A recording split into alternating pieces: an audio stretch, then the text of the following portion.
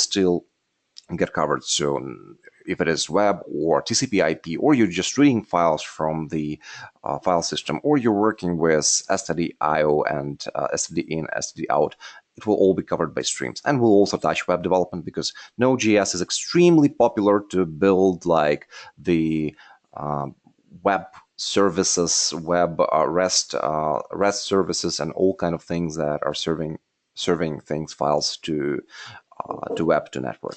So, and the third day is we'll have tools, testing, and the deployment. So Node.js has its own infrastructure that grew quite rapidly during, especially like last 3 years. It like boomed, and there is a bunch of tools that will help you to deploy your Node.js app into the production. Make sure it's healthy, you can see what's happening with your app, and make sure you can scale it. So that's pretty much our plan for the webinar. Okay, so let's jump in. So here's logistics: 3 sessions. It's not 4 hours each, it's 2 hours each. Sorry, there was a typo on the slide. So it's not that huge webinar, we've got coffee breaks in the middle of each and every session. So if you will have to do the emails or go out for a quick cigarette, then there's going to be a chance to do that. The webinar is recorded. I will publish videos, I think the next week after the week of the webinar. So usually it happens quite fast, but I just like to give myself a week to do that. And questions welcome. So just write to your chat, and whenever there is a question, I will be answering that straight away. If I'm not able to answer straight away, I promise that I will do my best to answer on the next webinar. So I hope that there will be no questions unanswered for this webinar. So who is this webinar for? You should know JavaScript in order to kind of understand Node.js. That's a prerequisite. If you don't know JavaScript yet, there is another great webinar on the basics of JavaScript. If you have little or no experience with Node.js, this webinar is for you. If you worked with several projects, have accomplished like production deployments of Node, and you know your ins and outs, probably going to be a bit too easy for you. So this is the gentle introduction to Node. And yeah, my goal is to give you a great start with Node.js, show you how to get around, show you great resources, make sure that you're comfortable with writing those applications, and you can then proceed and improve yourself as Node.js developer. So that's what we will do. Okay, so yeah, that's our roadmap, but I pretty much went through that already. We'll be installing Node, we'll configure the IDEs to support Node.js. We will probably skip the 10 minutes of JavaScript. It's a bit outdated slide as well. We'll talk about Node.js architecture and why it is fast and how you can make it slow if you don't treat it right. We'll talk about the file I/O and the file system. We'll write a basic application that touches the file system, does something to scan the directory structure. We'll talk a lot about NPM. If we're lucky, we'll also touch debugging. Sometimes it takes a little bit more time and debugging goes to the next session, or it's going to be a part of this session, so not sure yet. Okay, so let's do a bird's eye view on Node.js. What is Node.js, how it works? So I'm pretty sure that you guys all worked with some other programming languages, probably with Java or C#, other languages that also have this notion of virtual machine. So the whole idea of virtual machine is that you've got all those different OS that are underlying the basic OS, right? So Windows, Linux, Mac OS, and in order to make sure that your code runs everywhere and it's cross-platform and it's beautiful, you have something that is called a virtual machine. So virtual machine takes in some metacode, some bytecode, or the text of the program, and it transforms it to what OS understands. So Node.js works exactly the same way. You can treat it as a virtual machine for JavaScript, that is a cross-platform virtual machine that takes as the input the code of JavaScript, right? JavaScript files. So as you know, JavaScript we usually do not see the compilation phase for JavaScript, right? There is compilation phase in Node.js, in V8 to be precise, but we do not usually see it. So what you give to Node.js is the source files. Pretty much everything else is happening under the hood, which is quite cool. Again, you don't really need to worry too much about the build process like Java developers do. So yeah, before we start writing the actual code, and I'll I'm pretty sure that you will have enough of writing code. By the way, you can start downloading and getting your Node.js installation. If you haven't done so already, just start doing that and try to follow along with the examples that I'll be giving in this webinar. It really, really benefits if you think about like learning Node.js and trying it out. Just don't wait till the webinar ends because usually you will not have a chance to, if Node.js is not part of your production project, you will not have a chance to like work with the examples. But right now, if you have a question straight away and you see that your code doesn't work, I will be able to answer that quickly. Okay, so Node.js is, well, it's not a very young project, but it is quite young. It started in 2009, and in 2010, Joyent is a company that was recently, by the way, acquired by Samsung. It started to develop Node.js inside of that company. That is still an open source project, MIT licensed. In 2011, Microsoft figured out that Node.js had a bright future. It partnered with Joyent and it made the native Windows port of Node.js. Before that, it was only Next system supported it.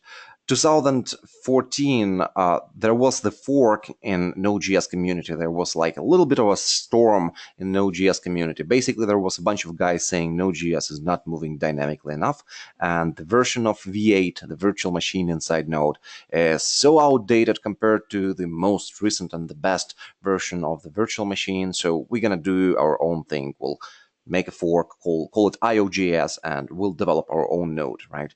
Luckily for everybody, because that was a bit of a tough thing, in 2015, just like a year after they basically moved back and made again the same Node.js. So now we do not have any kind of different versions of Node.js. It is still one community, still one virtual machine. And the great thing about this little storm with IOJS that happened recently, basically Node started to develop itself significantly more, significantly quicker, significantly more dynamically, right? So right now we're in version 6 of Node.js. The release roadmap is quite clear. Version 7 gonna come soon. And well, it is well-developed projects in terms of the new features. They are appearing quite frequently, and it's quite stable if you are targeting the production. Okay, so for those of you who work with ECMAScript 2015 already on the client side, good news. Node.js version 6 right now supports like 95% of ECMAScript 2015 syntax, and I'll be trying to use this fresh syntax throughout the course where applicable. And yeah, if you're falling a little bit behind and you're still using ECMAScript 5 syntax, I think whatever we will be using in this class should be quite self-explanatory.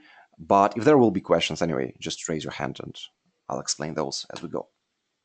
So yeah, a couple of faces. Randall, the guy who created Node.js and now pretty much off the radars, Isaac, he created NPM, Node Package Manager, big thing that made Node.js so popular, all those packages and additional modules doing gazillion of different things. And he also was in Node.js Foundation. So yeah, a couple of facts. Trademark belongs to Joyent. It's MIT licensed. You're pretty much free to create your own fork if you feel like doing that. And you can go through all the code and understand the ins and outs of Node.js. Runs pretty much everywhere, even on Raspberry Pi. There's a big community of people who are doing the robots and little hardware things with connecting Raspberry Pi to Arduino and writing code in Node.js. Kind of fun as well. And this is pretty much the slide just for the sake of keeping this slide in the deck, right? So I'll share the deck, and this is the list of the resources that you might find interesting if you want to start exploring Node.js. There's a bunch of places to look for. So Node.js.org is the official site. There's a couple of blogs, NodeUp and Planet Node.js. There's Node School IO, a bunch of interactive tutorials that will lead you through the different aspects of Node.js programming, different APIs of Node.js, also worth visiting. And, well, of course, official Twitter account. Nowhere without Twitter. A couple of podcasts, again, if your trip home taking you longer than like 20 minutes, sometimes it's a good thing to have a nice little tech podcast. These two are my favorites, so usually listen to them. And a couple of books. Again, the slide only for the sake of leaving it in a deck. You can return back to those slides after the webinar, and if you need to explore Node.js deeper and further, this is like the starting points that I would really look into. Okay, so enough theory, enough talking about Node.js. Let's actually start doing Node.js, okay? So the first thing that I want to do is to resume my Parallels desktop. So the first thing, I just want to show you the installation process. It's really, really simple. It's really trivial, but just for the sake of keeping this webinar complete, I want to show how to do that. I've got a bit of a broken pixels on my virtual machine, but the main parts are visible. So MSI installer, very easy. If you just need one version of Node.js, just super easy way to do that, go to nodejs.org, go to download version, and find the installer that you're interested in, right? So here I want to just mention what are the different versions. There is two versions usually that you can download. One is called LTS, standing for long-term support, and the second one is called current. So the current version is 6.2.2. That's the one that I just downloaded. The LTS is 4.4.7. So what are those different versions? The quick idea is if you're building like a production project that can last for forever in the bank, in very conservative environment, you want that stability. You want to make sure you don't have to migrate too frequently between the versions. LTS is your choice. You got to go with LTS. If you're like hacking around, your project is not that much Node.js centric, or you're willing to take the risk is not that big, but there is different policies. You take the latest current version and you live a happy life with it. So again, I have never seen any major issues with the current versions of Node.js. It is not some sort of beta, so it is quite safe to go with the latest version. Okay, so let's go to the installer. Here's the installer. And it doesn't really ask you much. License agreement, where do I want to put it? Let's say I want to put it to apps folder. What I want to select and what I want to install. Node.js runtime, obviously that's what you're installing. NPM, Node Package Manager, it's a must. You really want to install it as well. Online documentation and shortcuts, well, makes sense, doesn't take much space. And finally, adding to paths. This way you will have Node.js in your path. You'll be able to launch Node.js apps from the command line. Also makes perfect sense. And that's it. Just click install, and in a couple of minutes, Node.js is going to appear in the system. Hopefully.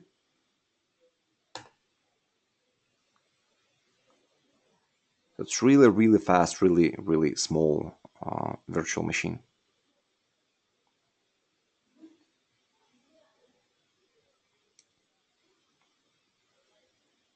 Yay. So let's go and test it. Whoops. To switch my language. So since it was added to the path, I can now type node-version, and that will print me the Node.js version that I have just installed. So in this case, my Node.js version is 6.2.2. If you're in Windows, then the process is going to be similar for you. If you're on Mac, there is also like one-click installer that can bring you through a couple of questions and install Node.js on your system. However, there is one more thing that I want to mention. I'll probably close at this point my virtual machine, since I will be showing it in my Mac environment. It's not really system dependent, so it's going to work for you as well. One other thing that I wanted to mention is Node.js is releasing new versions quite frequently, and sometimes what you want to do is to have several versions of Node.js installed at the same time on the system. For example, you're migrating from one version to the other. You want to make sure that, well, your project kind of work nicely without destroying the old version, right? Sometimes you want to upgrade the version of Node.js, and you're too lazy to download that package, to go through the buttons and click. Then there is a great tool that is called NVM, and in presentation there is a link to this tool. This is a command line tool available both for Linux systems and for Windows, that will allow you to do the following. So allows you to list all the versions of Node that is installed on the current system, and then it allows you to switch between those versions. So I can say NVM use 6.0.0 for whatever reason, And now my Node.js is configured, so my default Node.js gonna be 6.0.0. So Node version gonna print me this version 6. If you go and nvm use default, gonna bring me back to my default Node.js version 6.2.1. Okay, so go get nvm. If you're working with Node.js, it is easier, much easier, because here's how I install the fresh version of Node.js. I go, by the way, yeah, the fresh version was released a few days ago. My is one minor version behind. So I say nvm install 6.2.2, and nvm will now resolve that, yeah, there is indeed a version 6.2.2. It will download it in just a couple of seconds pretty much and configure the system to use it. So this is, for me, this is a preferred way to use Node.js, at least for developer boxes. It's much easier than just going through the installer over and over and over again. Okay, so go get nvm if you are Mac user, and nvm Windows if you're a Windows user, and or use single-click installers. Everything will do. Okay, so now let's do Hello World. Everyone loves to do Hello World. So we'll just start from the very basic thing, REPL, right? So if you start, just type node and do not pass any additional arguments, you will start read, evaluate, read, evaluate, print loop, right? So here you can write any kind of JavaScript that you want, and that will work. So that's your easy way to do something from command line in Node.js, right? The other way to execute something in Node.js is pass -e argument, and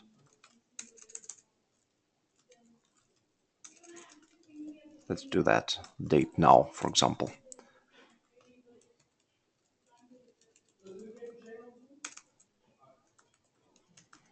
That command will evaluate the string that you pass as the argument. And well, if you need to do something in your in a scripting environment, right, get a quick result from a one-liner, that's also an option. But the main way to start Node.js applications is, of course, you create some sort of a file, you put your JavaScript code into that file, and you run this file with Node.js. So let's do that.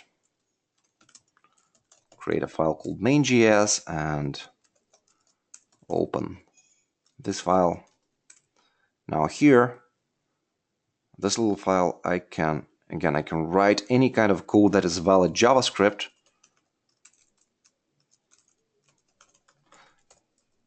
Execute it with node main.js, or you can even omit the extension. It will still find the file, and Node.js will run that file, execute your program, and that's the way that you start your development, right? The next usual question is, what are the tools that you use for development, right? What are the best IDE? Since you are supposed to be familiar with JavaScript already, I'm sure that you have some preferences for the IDEs. Probably you work with WebStorm, or you work with Sublime Text, or you work with Atom, or with any other IDE that supports JavaScript. Pretty much any IDE that supports JavaScript supports Node.js too. So my personal favorite, at least for medium-sized or big projects, is WebStorm. So it has excellent support both for debugging and writing JavaScript code, for refactoring JavaScript code. Also, it is quite frequently updating, so it knows about all the recent changes into the syntax. So that's my recommendation. Sublime Text will perfectly work if your project is not too great, or sorry, not too big, I meant, and you don't need all those IDE features. That will just work fine as well. So one small thing is that this kind of workflow, right, when you type something here in Sublime Text and then you switch to the console and you press up arrow and hit enter and you see the fresh output, it doesn't really work that great. I mean, this whole process is just tedious. You don't want to do that all over and over and over again. There is a much better way in Sublime Text, because it is quite a popular text editor. There is a way to integrate Node.js right into the Sublime. So when you click Command B on Mac or Control B on Windows, it will just run it somewhere and print you the result right here. So how do you do that kind of a thing? So it's super easy. I'll show it really quickly. So you can go to give me a sec, tools, build system, right? And here there will be the list of the build system. By default, there will be no Node.js like for me, right? So what you can do is you can create the new build system, right? And here in Sublime Text will open the new file for you, right? And it will ask you what kind of command this build system should be executed with. So here you will need to put the command that triggers the it starts the Node.js process, right? So let's save this file as Node 3 Sublime build.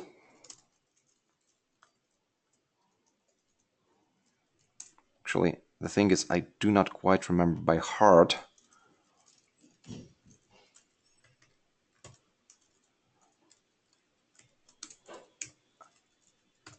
So you pass the arguments. What is the process to execute? I think it is user lib node. Let me just double check. Oh, yeah, awesome.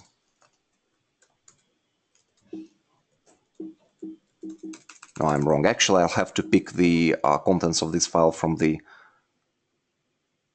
other files. It is in.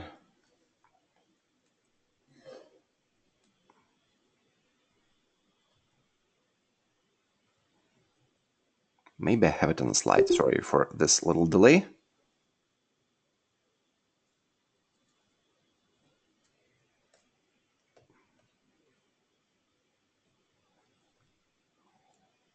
Okay, anyway, I'll just show this integration after the coffee break. I'm not sure about the exact path on macOS. It was just configured once. I'll come back to that subject after a coffee break. Sorry for that little delay. And in the case of WebStorm, the integration is really easy. You just start the new Node.js project and point your WebStorm will find the available installation. You just select the version that you would like to work with. Okay, so let me close this thing. Didn't really work as I expected. Now, the next thing that we'll do is, well, you all know how to write the basic JavaScript, right? The JavaScript that you write in the browser. And the interesting thing going to be how to write JavaScript that is slightly different. That is Node.js kind of a JavaScript, right? So let's try together to go through the simple example. Let's try to print the contents of the certain directory, and then maybe let's try to save the contents of the certain directory, just a listing of what is inside of the directory into a file, right? So let's write this simple project, like a very basic I/O. You probably heard that Node.js is great for I/O, so let's just write a typical I/O application. So how do you start, right? So firstly, you need to work with a file system, and that's already different from what you write in the browser. And in order to have the access to all the file system features, what you need to do, you need to use Node.js standard modules. So whenever you're working with Node.js, you have a set of modules that you usually use. And yeah, I see the raised hand, but fortunately, I have no clue what this hand refers to. So if that's a question, just put the question into the chat. Okay, so we will need to use Node modules, right? So the module that we need to use in this case is going to called fs. So let's load that module, require that module, and that's our fs, right? So how do I know that there is something that is called fs? Let's say that you don't know that this module exists somewhere. Where you should go? Well, you should go to the official documentation of Node.js. So if you go to Node.js.org, if you ever feel like you're stuck or you need like a detailed descriptions of the API, here right in docs, you will find your version, usually the latest one that you've downloaded API, and you will find the description of all the basic modules that exist in Node.js, core modules that you do not need to download separately. And one of those modules is pretty much a file system. File system, here it is, right? If you go to that page, all the contents of that module, all the functions that are available in this module will be listed for you, right? So and you can find a bunch of different examples to start working with. So what I want to do, I want to list the contents of the directory. So let's find something that is called a list. Unfortunately, listener is the thing that is highlighted.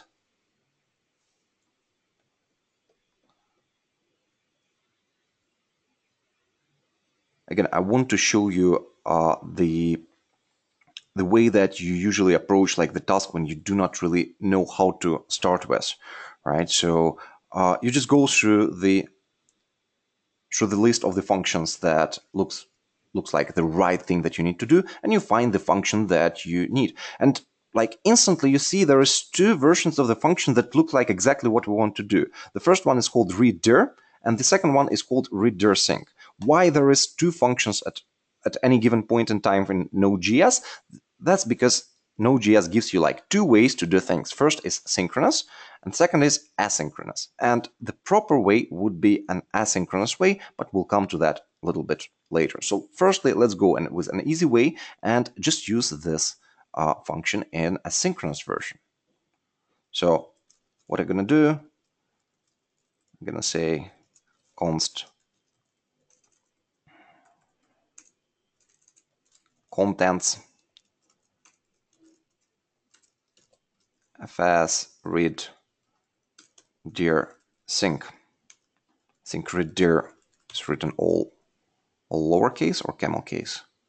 Readdir, yeah, all lowercase. So I need to pass the path to the directory. What kind of directory do I want? Let's say I want my current directory that is my home folder. There is a way, by the way, in Node.js, of course, to fetch the location of the home folder of a user, but for now, just let's keep things simple. And let's log content join with new line. That's going to give us the new line separated list of the files in my home folder.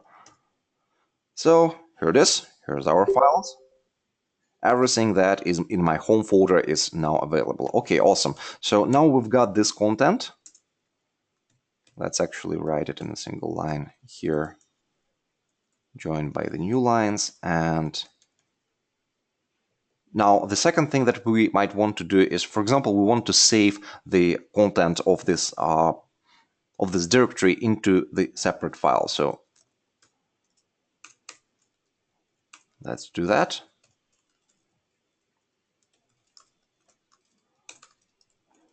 Write file sync. Again, if you need to find how this function is working, you can go just to documentation and write file sync. Look up the parameters, look up the order of the parameters, figure out things like what if you want to write the file with different encoding, etc. and so on. So where do I want to write the file? I'll just create the file whenever this program is executed. So this is going to be the file name going to be report.txt, and the data is whatever I got from the read directory. Okay, awesome. So now let's just give some output to this program to make sure that we know when this process is finished. And that's like completely, this is a working JavaScript, no questions here. However, this is completely unscalable way to write JavaScript, right? You probably know why already. So now let's see if that worked. Yeah, report.txt, and we can look up what's there, and you see the list of the files in my home folder. So this is your basic Node.js application, and you can already see that you can do things that you cannot do in browser, like accessing the file system. How you do that? You go to, you use one of the modules of Node.js, and you can see the list of the modules in the documentation, and you start to find the function that kind of does what you want to do. And if you will be exploring this documentation, you'll find modules for HTTP, you'll find modules for network, which is TCP/IP, UDP, And you'll find the modules pretty much for anything that you want on the basic level of interaction with OS.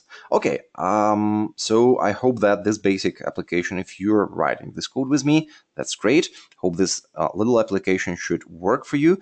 And we are now, let's think how to make it a little bit better, right? How you can improve this app to make it Node.js way. So firstly, if you're running it as the command line utility and that's a single user that requests just the content of the directory, that's amazing. But if this is a web server and this is the web service to give you the list of the directory, then you're screwed. Why you're screwed? Well, because of the way that JavaScript and JavaScript VMs work.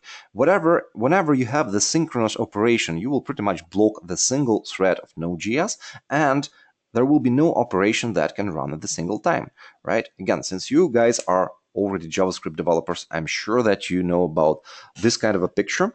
That's the event loop that is in the heart of Node.js. But just to make sure that we're all on the same page, let's recap how the thing works and why it is important to write the code in asynchronous manner. Just give me 1 second, I'll rehydrate really quickly and then continue.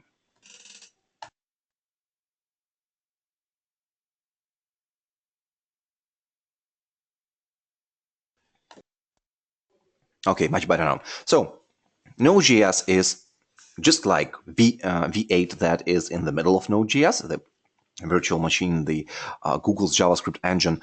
It is single-threaded. What does it mean? That at any given point in time, you have the benefit of being sure that only one part of your code is being executed.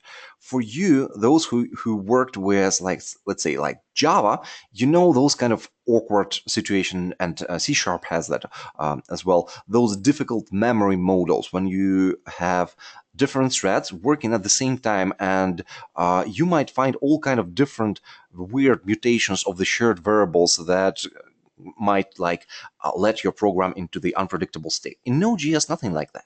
You are sure that if you are right now in this line of code, there is no other process, no other part of Node.js of this running instance that is running the different part of code, right? So, but this is the model that Node.js uses, because it says basically if you really want the multi-threading environment and you need to run several Node.js instances, you can do that, but you have to really think about the messaging protocols in little bit different ways. We're not gonna let you shoot yourself in the foot.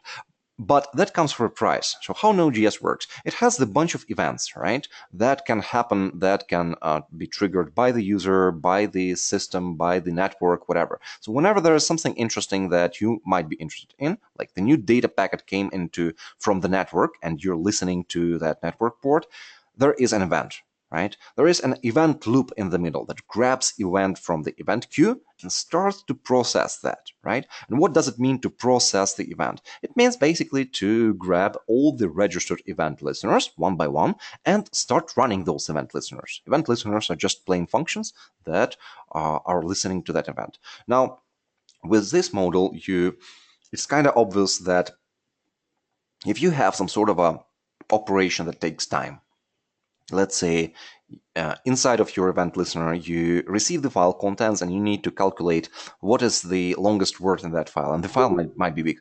What you end up with is, if you block that single event loop, that means it will not take the next event out of the event queue, and it will not start processing the next part of the assignment until you finish with your event listener.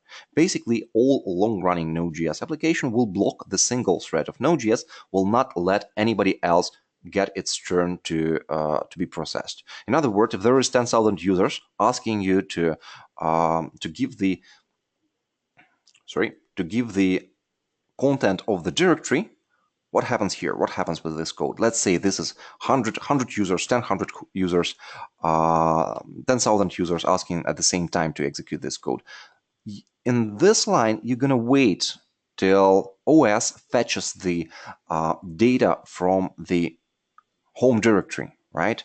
And this line will not let Node.js proceed until this data is available. So that's not Node.js way, and that's not JavaScript way. JavaScript is built across the asynchronous asynchronous APIs and asynchronous programming. So much better way to do that, let's now start doing that Node.js way, is saying fs right there, right? So you will tell Node.js the following.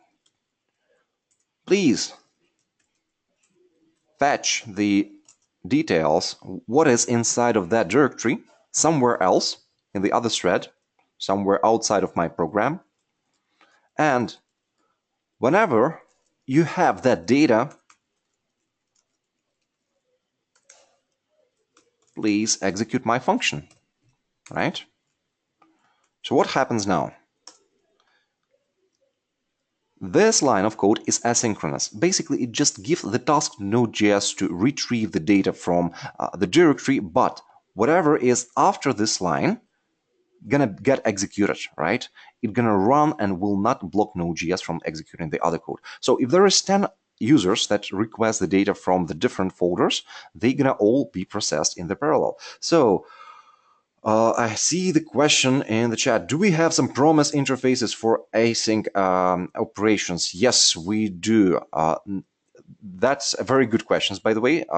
Great question, especially for Node.js. Yes, we do have promises in Node.js, and no, the core APIs are written traditionally with the callback mechanism. There are libraries that allow you to promisify, kind of turn the APIs into the promise APIs, because you can transform from the callback to the promise model, right? But by default, if you look through the documentation of Node.js, everything going to be callback based, not the promise based. But there is many modules out there in the wild that are using promises instead of the callbacks. And also with the addition of like ECMAScript 2015 things, you've got generator and yield. So there is modules like co that allow you to use that model of asynchronous work, like mixing that with promises. So good question, thanks. So now this function will be executed whenever we've got the contents of this directory, right? The great thing, if 10 users are asking for the same directory at the same time, they will not wait for each other to complete. They can do this operation in parallel, right? So now what we have to do in order to receive the results, right? So here are the, like traditionally in JavaScript, the first argument going to be the error in the callback, and the second argument or third, whatever else, going to be the actual data that you receive. You can write the code like if error, then you could say, I'll just print it to the console and return. Otherwise,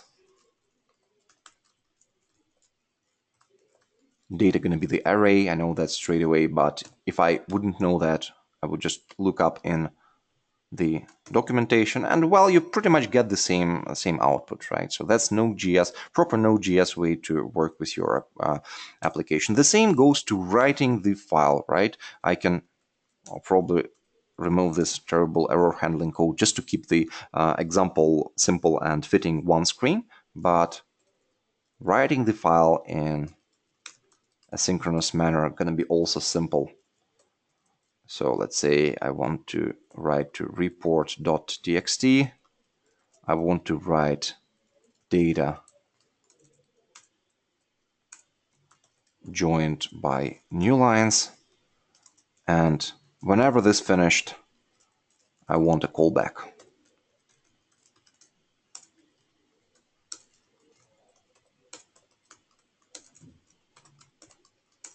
Let's write done. Yep. So let's make sure that this thingy works. Let's remove the old report.txt and now node main, rerun our Node.js app, and now look at report.txt. It's back there with all the content that we wanted to have. So now this application is kind of becoming a little bit better. I mean, at least if I put this little function into the into a web server, it will not block each and every client that is requesting the directory. By the way, you should really understand why this thing is happening. If there is any kind of questions about the async model of JavaScript and Node.js, just ask me. Let's make sure that we're clear on that. So now this is kind of becoming a little bit better, but one thing, actually two things that I do not like and that I would make better straight away is this two little thingies, right? So firstly, I just hard-coded my home folder. And if I'm, let's say in Syria, I'm making the application to print the contents of the home folder for a user, right, that will not work for you because your username likely is not Yuri in the weird spelling. Likely you have the different username. Second thing is like report.txt might be the different file that I want to output to, right? So what I can do, let's solve that one by one. Firstly, I want to get the arguments. I want to read the name of the file from the as the argument of the program, right? Unfortunately, after I implement this change, I will not be able to run this program in Sublime Text because I'm not passing any arguments to the program, but I'll be able to run it and test it in the command line. So how do I do that? In Node.js, there is a bunch, just like in browser, there is the global object that gives you the access to the environment, right? Remember, window, document, all this kind of stuff. In Node.js, there are a couple of global things that you are anyway have to use, right, that are specific to Node. The first thing we, by the way, already used, right? Do you see the first global thingy that we used that is specific to Node.js? This one, right, requires a global function available from everywhere, allows you to load the module. The second global thing is the variable called process, right? And if you look at the process gives you the access to all the details of the currently running Node.js process. So let's do this. Let's write console dir and just explore this little. Oh, yeah. Thanks, Peter. Yeah. There was a note about my battery, but unfortunately, if I plug in the the power, it gives some sort of a very weird background noise for the microphone. So I really hope I'm gonna make it till the coffee break, and then I'll just charge my laptop. But thanks. So let's write the process and explore what's in that mysterious object called process. Node main. And see, there is a bunch of different properties of what you are running right now. And the thing that I want to get, by the way, just exploring the object can give you loads of things. Like this are the environment variables, right? So through the process, you can get the access to environment variables as well, which is a good thing to have. So what we want to have is we want to access the arguments of the current Node.js process. And to do that, there is the array called argv. Those of you coming from C++ background, that's for sure you recognize argc and argv, right? So that's argv only. You don't need arg count. So let's try to see how that works. So I'm just printing the process argv to the console. Now I'm going to experiment with it a little bit. Node main 1, 2, 3. So I'm passing 3 arguments. And here's our argv, right? So the first thing in argv gonna be the pass to the executable that is running this process right now. The second thing in argv gonna be the pass, the absolute pass to the script that is being executed right now. And finally, the next argument is gonna be 1, 2, and 3. Those are the actual values that I pass to this program space separated. Okay. So if I want to run my program and I want to say node main, actually I need to rename it to something more descriptive, and I want to pass report.txt as the argument. What is the index in args array that I need to point to? 0 is the executable, 1 is the script, 2 is the first argument. So let's check that. Just print the second index, and that can be report.txt. Okay, so right now we've got already a hint of how to get the arguments and how to access the process information. Again, quite important global object. Whenever you need to know something about your execution environment, you usually go and ask process about what's happening, where am I, and how I'm being executed, what are the environment variables. So let's read here the file name. Yep. You can, of course, add a little bit extra error handling if you're writing the production code, but that's not production at all. We're just exploring the APIs. And one thing is like it's significantly better now. Now I can pass the file, and if I want report to txt, I can do that, and report to txt will appear. So that's already better. However, let's do it even better, right? So the second thing that I don't like is this little thing, right? I hard-coded the pass to the home folder. And one thing that you could do, you could just pass it as the command line argument as well. But let's say in my application, I always want to print the home folder, not other folders. I just want to print the home folder. Okay, so what do I do to do that? This is the property of the OS, of the operational system. So what do you need to find the current directory? Well, you need to find the module that is responsible for querying OS for its properties. And well, luckily there is a module called OS. So just briefly looking at what you can get here, like load average, host name, home dir, that looks great. Let's look what it is. Returns the home directory of the current user, right? So let's do that. Const home OS home dir. So can you spot the problem in my application right now? Just give you a brief second to figure out what might get wrong with this little thingy, right? Let me quickly run it. And by the way, this is the first error, right? So this is going to be a good example of how to read the errors and how to debug the errors in your applications, right? So here's our little app. All of a sudden it crashes and it says reference error, OS is not defined. Node.js is quite nice. It tells you what exactly is the problem, where exactly the problem has happened. And it has this little pointer, text pointer to the first symbol that was problematic, right? So OS is not defined. So what happened here, right? We just forgot to require that module. So this module is not loaded, so you cannot use it before you require it. That's quite easy to fix. Const OS require OS. Awesome. And afterwards, this should work, right? So now we have, yep, great. Yeah, I see the correct answer in the chat. That's exactly what was the problem. OS is not a global variable. You need to require it. It is a module. Even though it is a core module, it's not going to be available to your program unless you require it. And also, we saw how to quickly look at Node.js stack trace and figure out what was the error.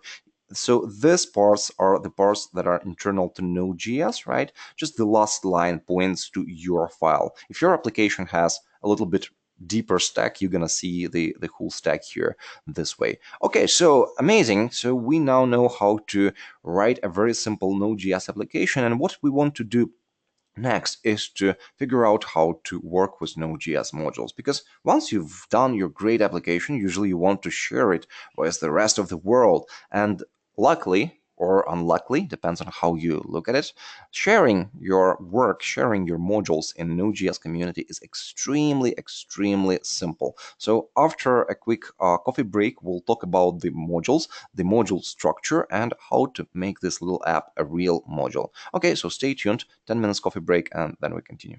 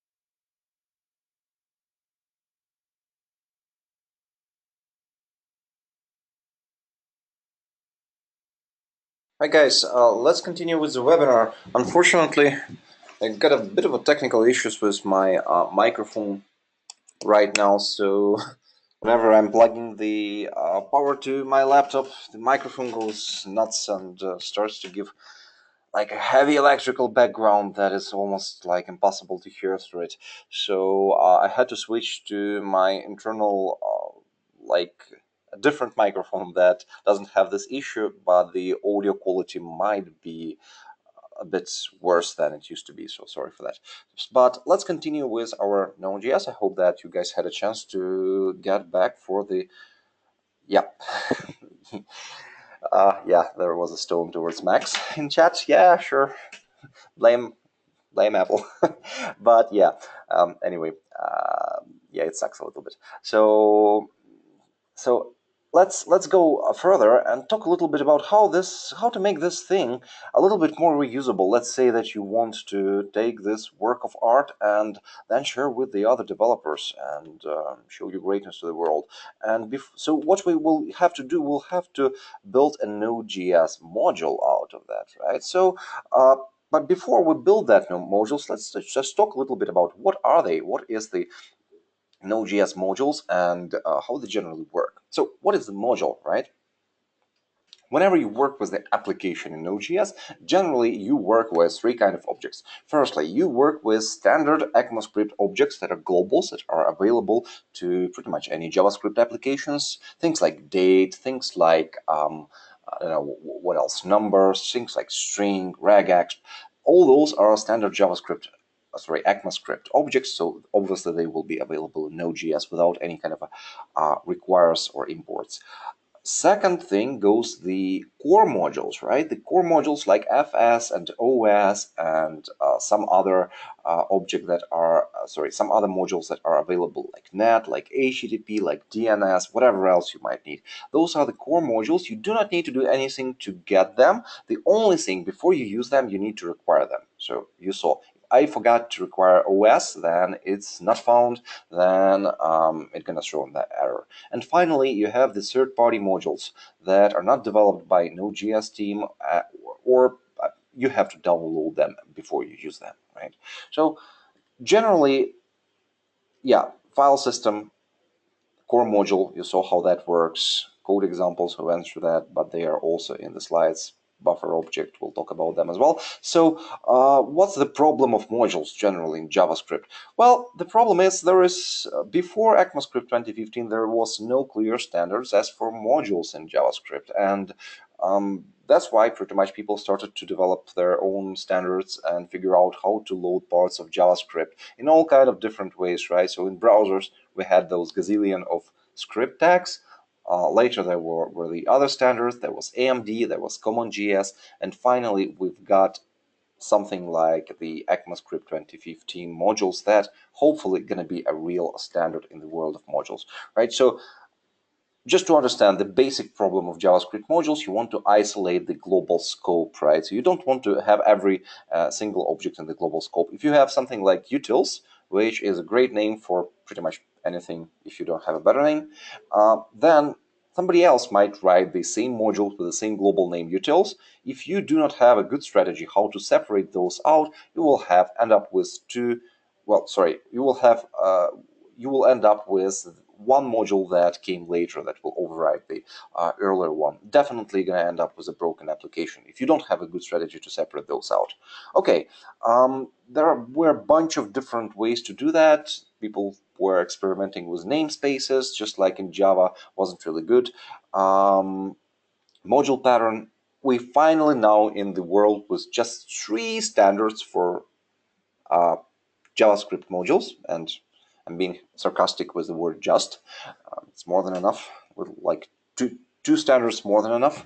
So what's the state of the things in Node.js world, right? In browser, you can pretty much use either AMD with required JS, or you can use things like browserify to use common JS standard. There is things like Webpack, the packers that allow you to use the ECMAScript 2015 modules before they are implemented natively by the browser. So what's the state of things in Node.js? In Node.js, the state of thing is, well, you do not have ECMAScript 2015 modules. Other than that, we are using common JS standard.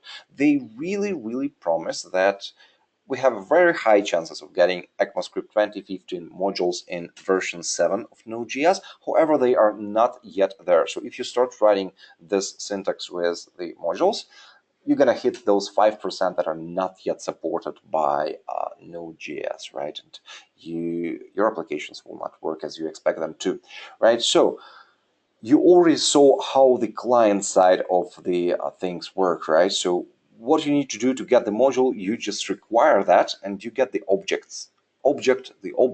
several objects back from the require, right? Afterwards, you can use them just as you would use the thing that you wrote yourself. From the other side, right? So what you need to do to export, you have the magic variable that is again global to Node.js. It's not a global, sorry. It's not global to Node.js. It is global per module. The variable called exports, and through that exports thing, you can tell I want to share this thing with the, sorry, that's ECMAScript 2015 syntax. I want to export this thing. So here how Node.js module would work, right? You create something, create a function, you can create a variable, you can create a constant, you can just like export the array or JSON object, doesn't matter. But somewhere in your file, you refer module.exports and put there whatever you want to share with the rest of the world. And only this thing going to be visible to the others, right? So if in the same file, like on the left with the class animal, if you have also something else like the default animal name that is a variable that is not exported, there will be no way for somebody that is using your module to access that variable, right? So you have the module code on the left and the client code that is using the module on the right. It is quite trivial and it is quite simple to write. So module exports is your way to say this is going to be public, right? So let's now turn our little application into a module. Not that slide yet. Okay. So why it is always a good idea to turn things into modules, except for getting glory in open source community? Well, because if it's modular, it's easy to support separately and, well, easier to share. So what we want to make a module, probably this part looks reusable, right? So this looks like a function that gonna print maybe even this part looks reusable. Gonna save the details to the file, the listing of the home directory into the file. So we might like talk a little bit about how to better organize, maybe break that down into the smaller function, maybe add the separator as a parameter, and all kind of these things that are more related to the code style. Right now, I'm more focused on showing the module syntax, so I'll keep that outside of the brackets for this example. So what I'm going to do, I'm going to take this code right now, right here, this thing, and I'm going to put it into the separate file, Node.camp. So how do I call it? I'll call this maybe save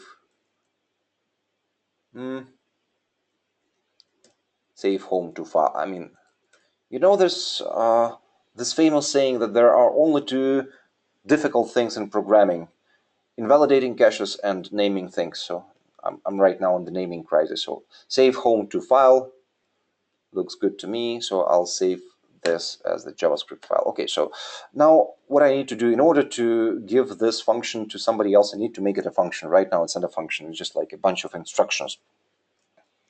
So how am I going to write it? I'm going to write a function save home to file, right? So what this function should accept in order to be a nice Node.js JavaScript function. Firstly, file name gonna be good thing, file name, and secondly, callback, right? So whenever I've got the success, I will call the callback. Okay, so how would you usually approach this kind of function? Whenever you have the error, if error, I'm gonna call the callback with that error, and maybe you return straight away, right? Here you can duplicate. I mean, this is not the most beautiful JavaScript code, I admit that, but gonna work. And return here, let's just call the callback with null as error, and that's it. I don't really need anything else. I just need to say that it was successfully written.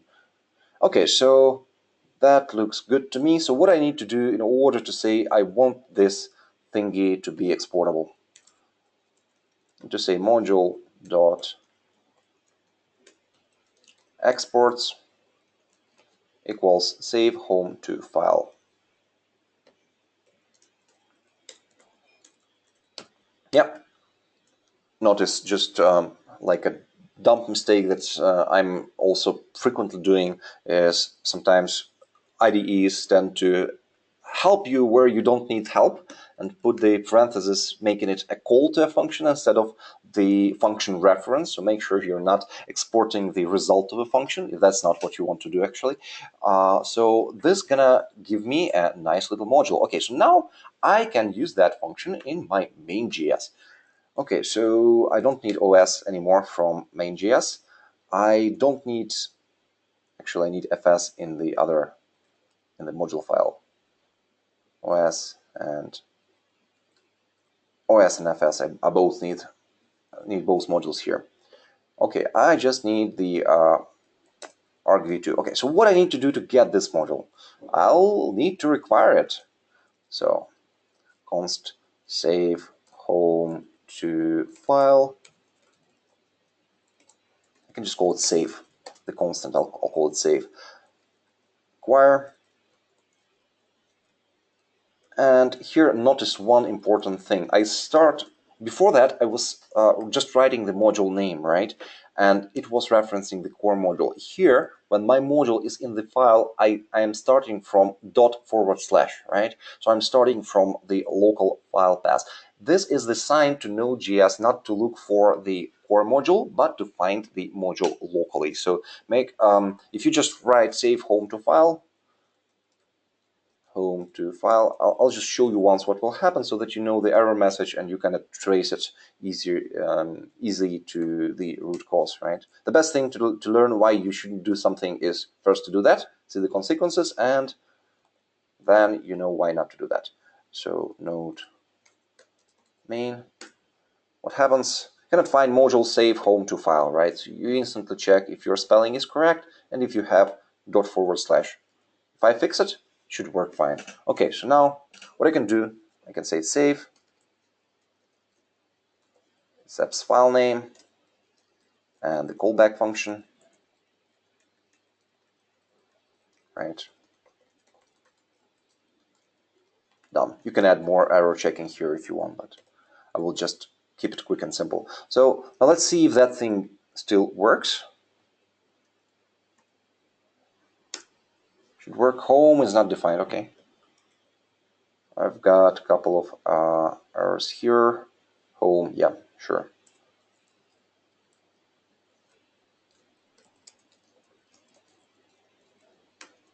OS, what was the home there? Yeah.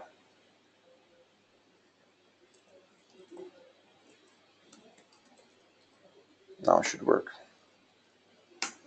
Yay, works. So now we modularized this little thingy and it is available as the module. Okay, so now let's talk a little bit. So that is easy, right? So there is no questions. If you've got any questions, please write to chat. I'll be happy to answer.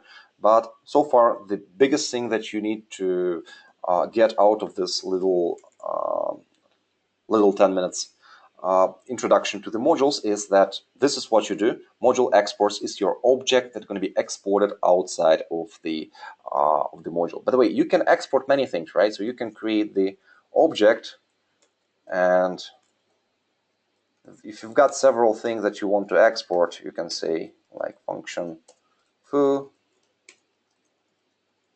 I want to export both foo and save home to file, right? In this case, however, notice that what I'm indeed, in reality, what I'm exporting the object, right? So if you do that, make sure that on the other side, where you require the module, you require the exact function that you need to get. So you require things like save home to file, right? The nice little way that how you can do that if you are already using ECMAScript 2015 syntax is you can say save home to file foo equals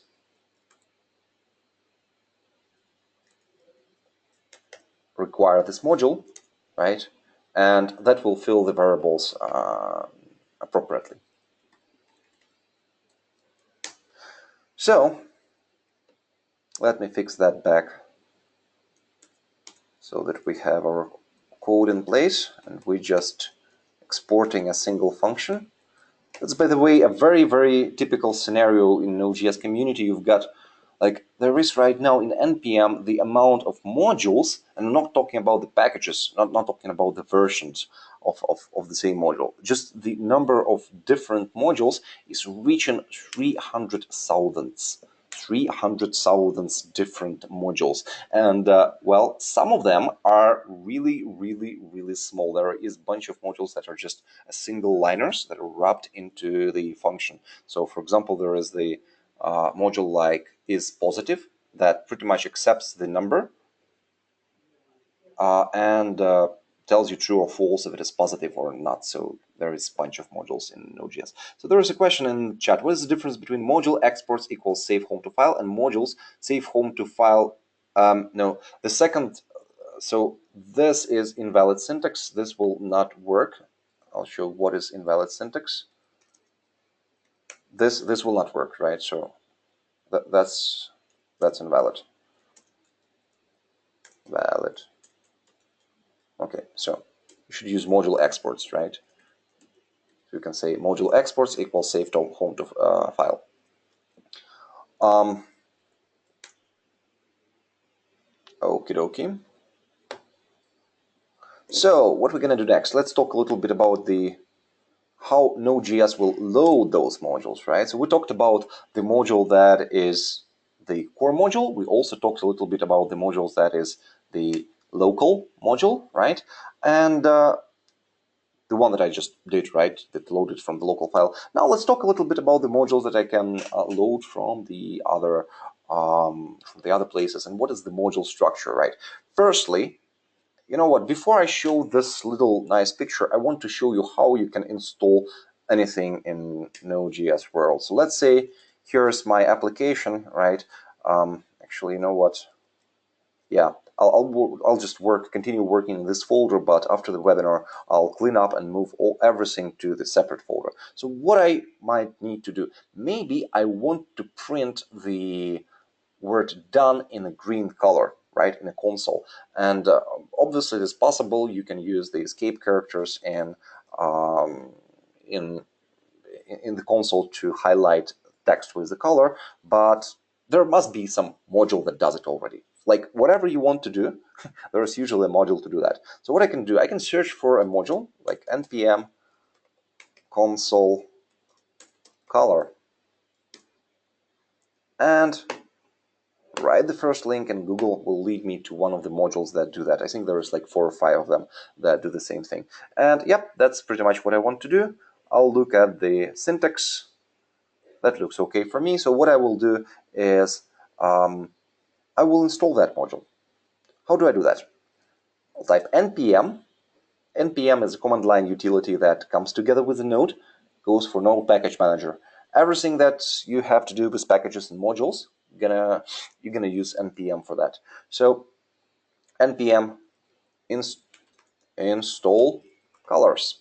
We're gonna take the latest available version of colors and install it here for my application. Now let's see how my directory changed, right? I've got the new folder here called node modules. So here's the place where this module has been installed. Let's just look inside and see how it looks. Where it is? Node.camp. Yeah, here it is. Node modules. What's inside of that module? There is the single folder called colors. This is the module that I have downloaded, and inside of that thing there is some extra file that pretty much implement whatever functionality you have. Okay, so I have downloaded this module. Now, what I do if I need to use that module in my application? Go to main.js because that's where I want my colors, and I require that module. Colors require colors. So with this syntax, Node.js will either try to load the core module, but since there is no core module that is called colors, it will go to the folder called node modules and it will search there for a folder called colors. Will it find it? Of course it will find this folder. What it will do next? It will find the special descriptor called package.json. It will look up in the package.json. If you open it up, you'll see there is a bunch of things that npm keeps track of. It will find the place where the main file that describes this, that has the code for this module resides. So it's in lib. Okay, so let's go to lib, and here it is. Lib index.js is the entry point for the module. So Node.js will go and load this little file, and all the other files probably loaded from this entry point from index.js. Okay, so we figured that out. Now let's see if we can do beautiful green coloring console. Node main report 3.txt, just to be fancy. Done, and now done in green. So I just used the third-party module. I download it with npm install, right? I install this module into the node modules folder, and yeah, I used it from my application, which is again kind of cool. So how do you package your own module in the same way, and how generally this loading process works? Let's start from the second question, how the loading process works, right? So I just showed you that in my file system, and you can look at the same picture on the diagram right now on my slide, right? So if you require the module from one of the files, let's look at the picture on the left, right? You have main.js, and you need to you require the local module with // right? So there is two options. Either there is my mass.js file, that's option number one, we looked at that, or there is the folder my mass with index.js that has the same code. That's the loading option number one, right? Either file or the folder that is named this way. Okay, second way, if you require my mass, it can be loaded from the node modules, right? But here, the loading process is hierarchical.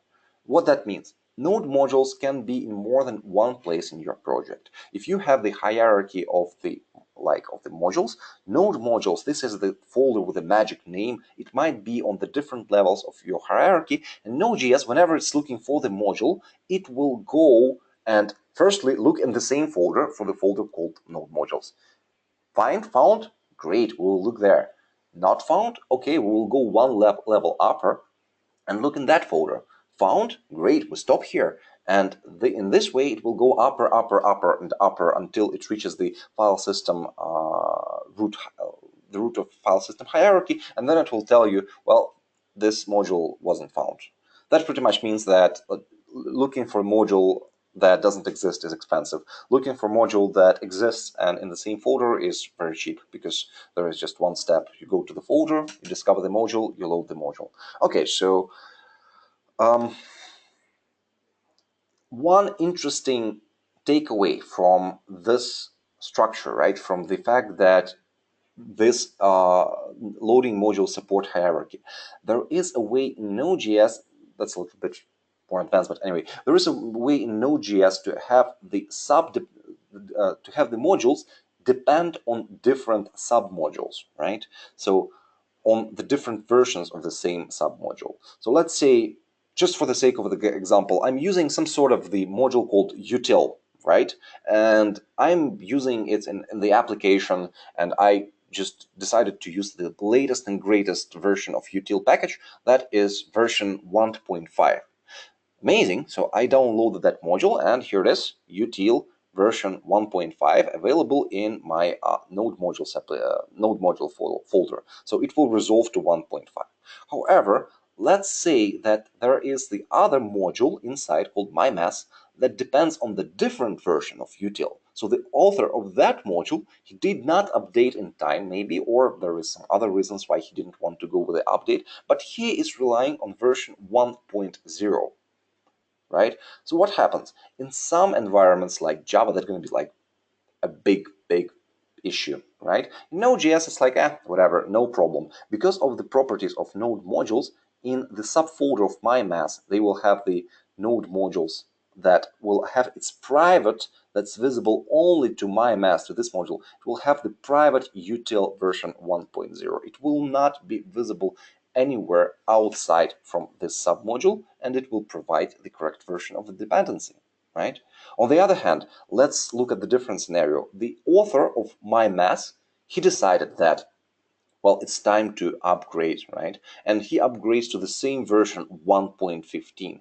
In this case, NPM will be smart enough, and that smartness came in just the recent version, maybe a year ago, to make sure it will not duplicate this module in the folder hierarchy. So if you take this out, what will happen? myMass will resolve the util in the upper Node modules folder. Okay, so that's how loading works. I mean, it's not loading, it's resolution. That's how resolution of modules in Node.js works. You have the Node.js Node modules folder that is kind of magical, and you can have the different versions of dependencies there. So just to give you a little bit of a feeling, whoops, somehow go to training just asked me if I want to leave the training. I don't. So just to give you the feeling of how it might be, right, I'll try to find one of the recent project that was, was doing one of the, so this is the medium-sized project. Actually, it's not medium-sized. It is a small project. It's a small server-side project with just a few things that it does. It uploads the pictures into the folder through the multi-part form data, and it just makes sure that the picture is indeed a picture, nothing else, right? So it's not some sort of a script, evil script that can ruin my system. So here's my Node modules folder that is looking like beautifully. So notice, out of all those, I personally installed only few. There's like 5 or 6 modules that are indeed installed. Everything else are their dependencies, right? And they all right here in this thing. So there's like maybe 50 different little modules, right? So yeah,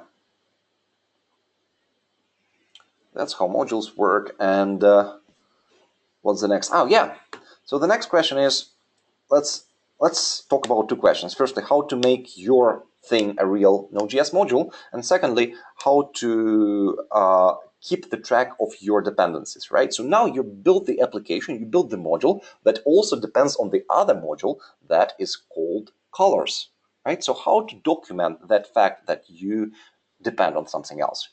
And again, you saw already this beautiful file called package.json. This thing acts like a manifesto that describes what you're working with. Whatever you do, is it the application, is it the module, you really need to start with creating the package.json file. So what you can do, you can just type it by hand. There's no magic there. It's a typical normal JSON file. Or you can call npm init. npm init will ask you a few questions about, like, what is the name of the module? Nodecamp, fine with that. What is the version? Be 0.1. What's the description? Dummy module. What's the entry point? Main.js. Yep, guessed right. Test command, not using tests for now. Git repository, don't have any Git repository keywords. I'll skip that. Author, well, I want my fame in open source community. license IC fits me, and this is the contents of the package JSON that will be added, that will be created right now in my folder. Notice that npm is smart enough to pick up that I have already installed the module called colors, and it will add this colors thing into my package JSON whenever I run npm init. But usually the usual workflow is whenever you start building the Node.js app, the first thing that you really do is you run npm init, answer those little questions, and then you start installing dependencies. That I'll explain why in a second. Okay, is this okay? I hit yes, and I've got my package JSON. Here it is, describing my little application. Okay, awesome. So let's say that, I don't know, I might, let's say I want another module. Just for the sake of example, I want the module called HTTP server, right? Don't know why. Maybe I want to serve the descriptions of the contents of the directories through HTTP. Or such a bad imagination for the like little dummy modules that, oh yeah, let's say I want to add module that is file. There must be a module that is called isFile, as far as I remember, that checks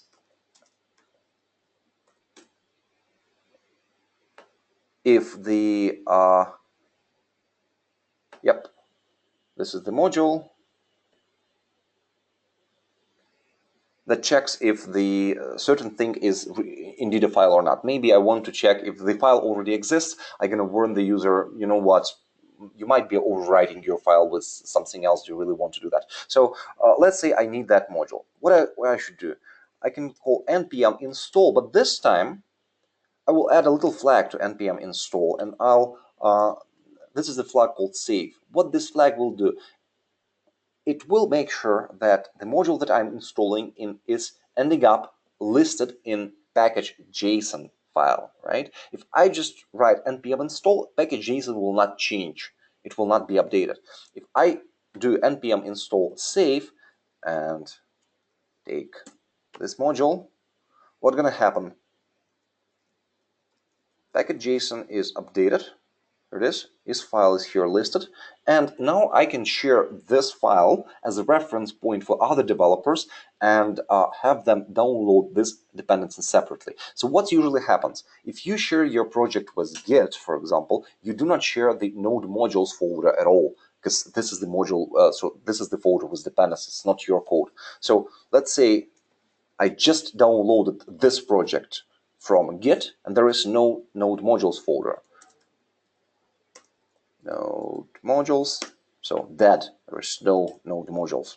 What I do, I just call npm install without any arguments. What will npm install do? It will just look up in the package JSON, find that here's the dependencies, here's the versions of dependencies that I expect, and it will download and put it back to my node module folder. So that's how you usually save your dependencies and how you distribute that information between your peers. By the way, this little thing is, as it is probably quite obvious, they describe the versions of the modules that you rely on, right?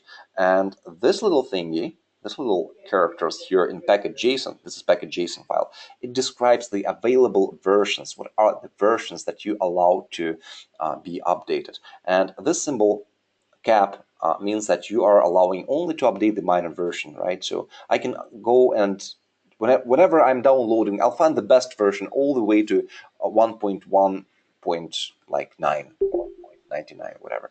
So yeah, this is called semver, and I'll touch that a little bit later. Okay, so now I know how to describe the dependencies of my module. So what's the next thing that I would want to do? Well, probably I want to publish it again.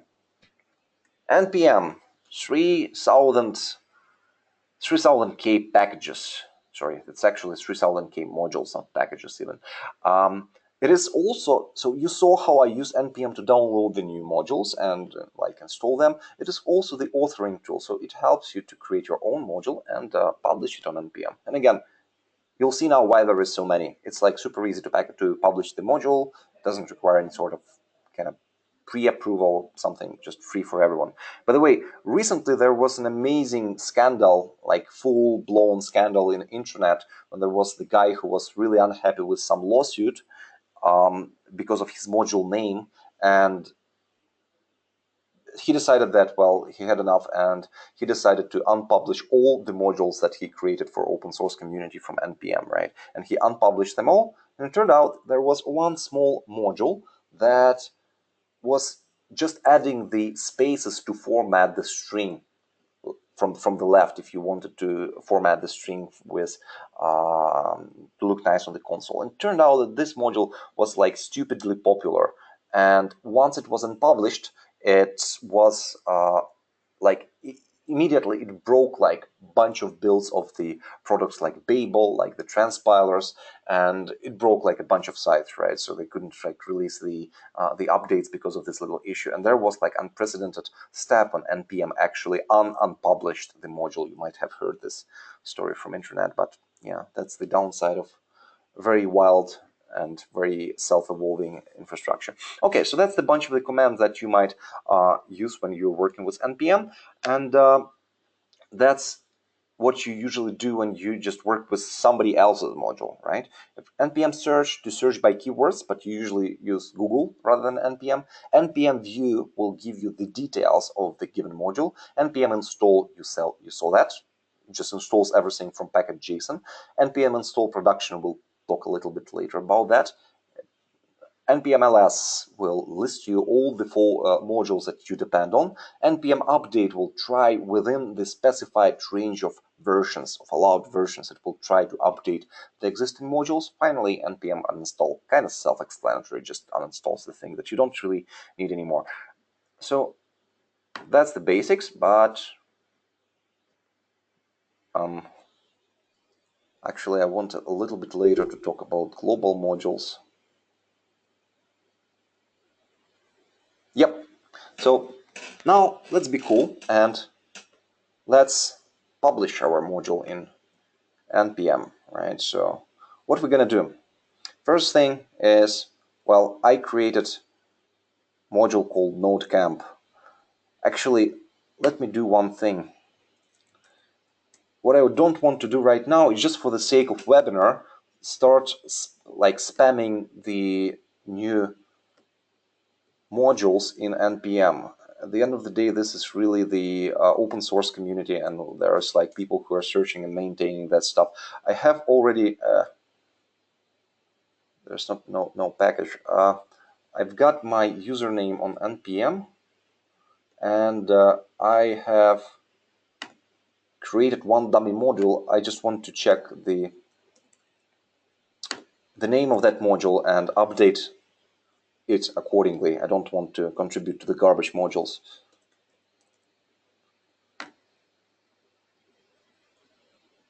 Awesome. Yeah, I've got Node.js. Okay, sure, awesome. That will do. Okay, so Node.js.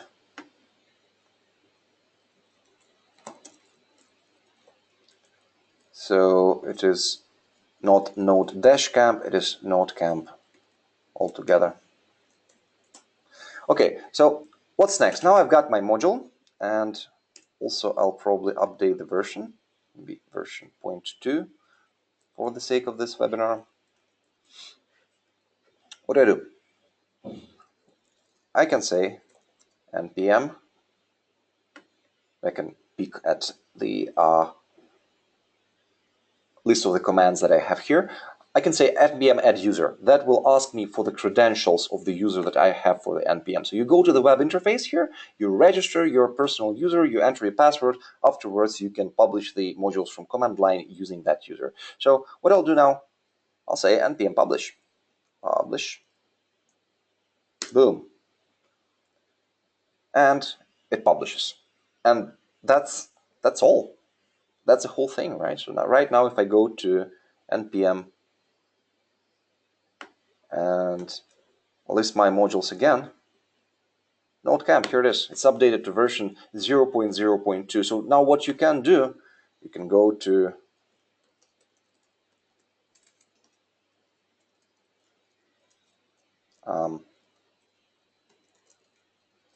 to some folder, do npm install Node.camp, and the module that I have just published with its dependencies, colors is file. Oh crap, I installed it just here. Node modules will be installed. Here it is. See, and npm is smart enough to flatten out the structure of my my dependencies. Even though isFile and colors are technically the dependencies only of the node camp, they could be in its own node modules inside of a node camp.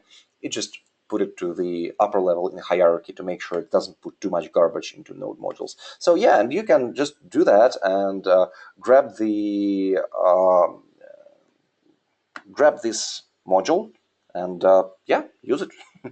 Yeah. Okay, so now let's talk about two different, yeah, we just have time to finish talking about the modules, and probably debugging gonna go to the next session. Just give me 1 second, I'll quickly drink some water and continue showing you how to make the application, the command line app out of this module and distribute it as command line app.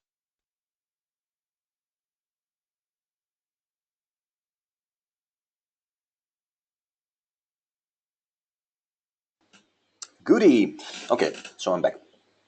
So there is two types of modules in Node.js. Ones are called local.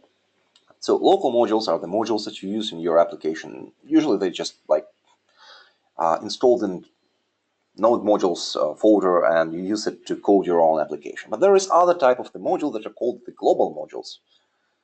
Let me go back to my Node camp. Yep. So global module is the pretty much the command line tool that you do not use for development, but rather you use it to do something useful. So let me show you the example of a global module that like so many people use because it's so useful. npm install. This time I'm adding the flag -g. -g stands for global. Please install it not as the module, but as the command line tool written in Node.js. And what I'm going to install, module called http-server. Okay, so I'm installing it. Gonna take maybe a couple seconds to finish. Yep, okay, done. So this module is installed. By the way, if I look up in the beginning of the output, I can see where the heck is this module installed, right? Here it is. But now, what's great, right now, right from the command line, I can use this new utility because it's in my path. It's Node.js program that is in my path and will be executed. HTTP server and -o, it will open the browser straight away.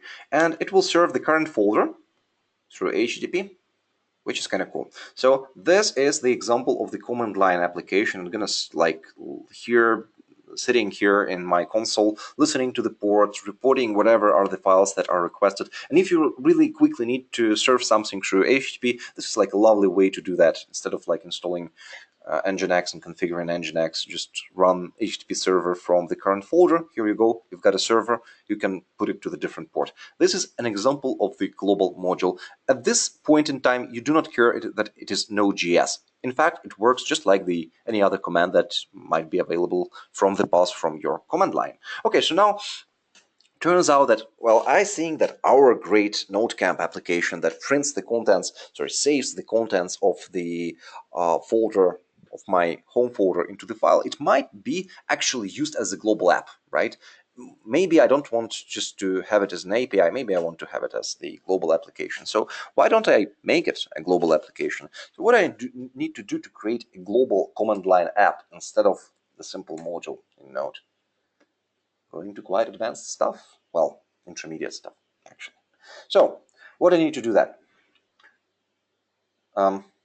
Boom, put it to full screen. Firstly, in package.json, I will need to add a flag called prefer global and put it true there. It will not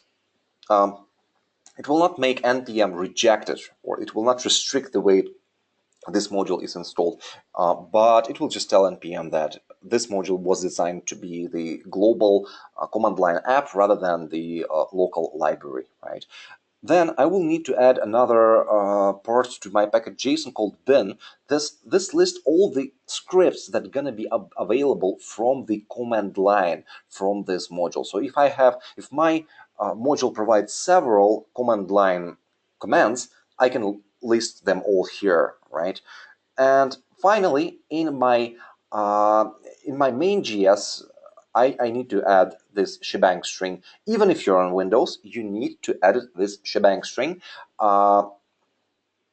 because this is assigned to Node, to npm and to Node. This is like a marker string to Node that this is going to be the executable global script. Okay, so let's do that. And second time, GoToWebinar asks me to finish the training, but no, not yet. Okay, so let's do that. So let's go to package.json. Open package.json. Yay. Awesome. So what do we need to do? We need to say that I prefer global. Prefer global. What's happened with my typing? True. And second thing, I need to add another object called bin, right? Okay, let me double check. It's not like I'm publishing those modules each and every day. Yep. So I'm gonna call my script print home. No, save home. Save home. And this is gonna be main.js. Okay, awesome. So that works. And the final thing in main.js, I need to add hashbang. So hash bang, and it's going to be user bin env node.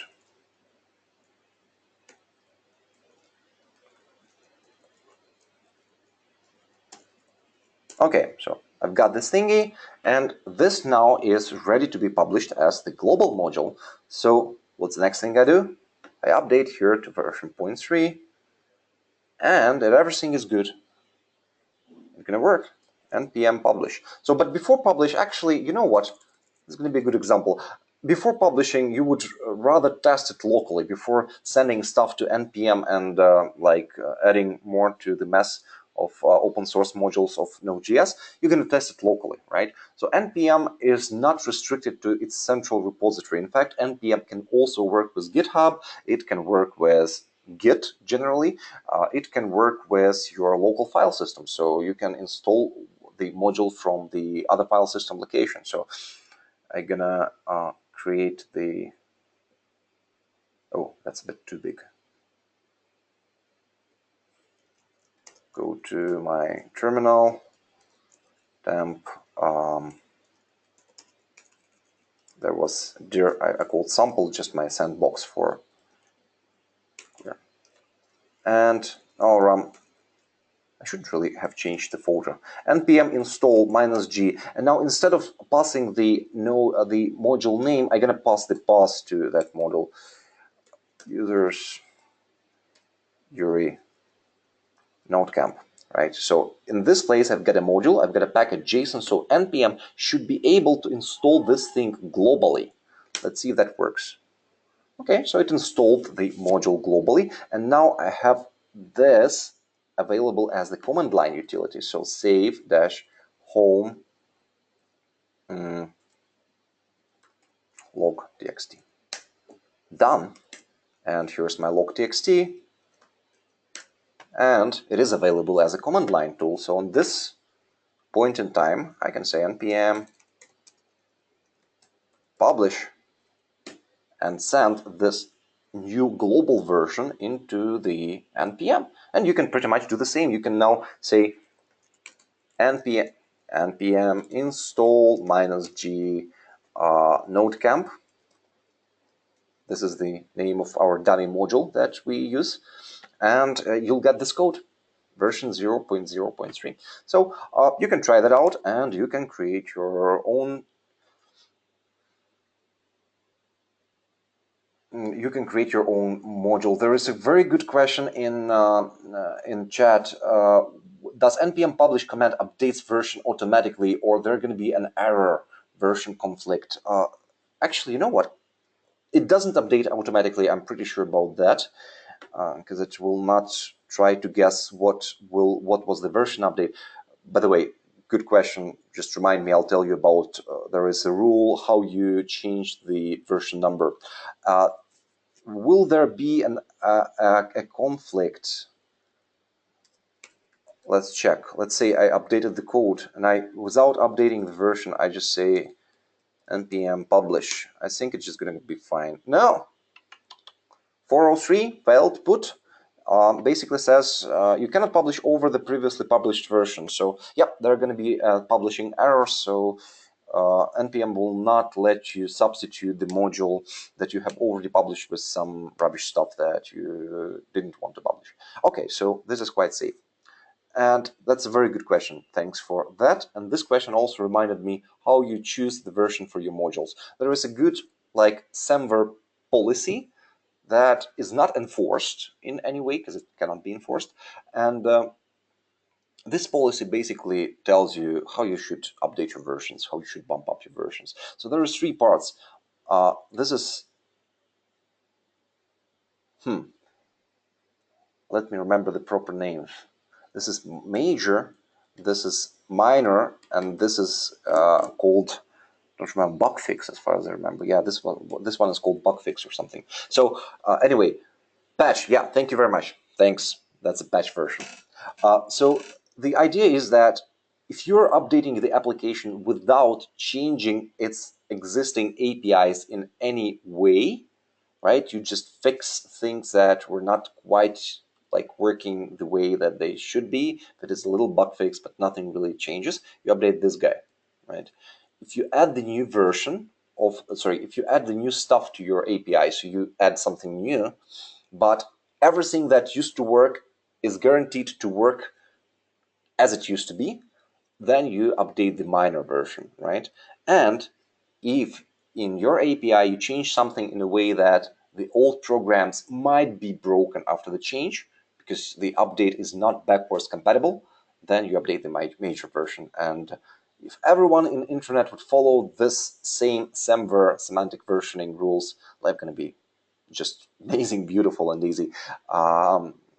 Again, I love Node.js community, but sometimes it's like a pain in the neck when people don't use that nice versioning mechanism and start updating the patch version with uncompatible changes. So anyway, yeah, I think we're just hitting the deadline for time for this webinar. In this section, we learned how to do the basic programming in Node.js, right? We wrote a little application. We made a nice module out of this application. We put the reusable part into the separate file. We're hitting a little pyramid of doom here, but again, up to you to fix that.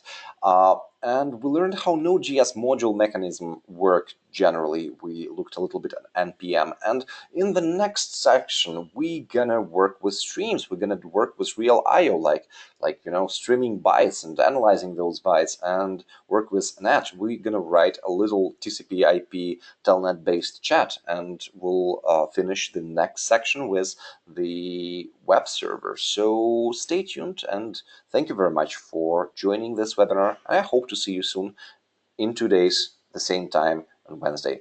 Thank you very much. And yeah, I see there is a question, and I will answer that question for sure about Node.js and Express.js on the next section. Okay, thank you very much, and have a great day, night, whatever time zone you're in. See you in the next section. Bye-bye.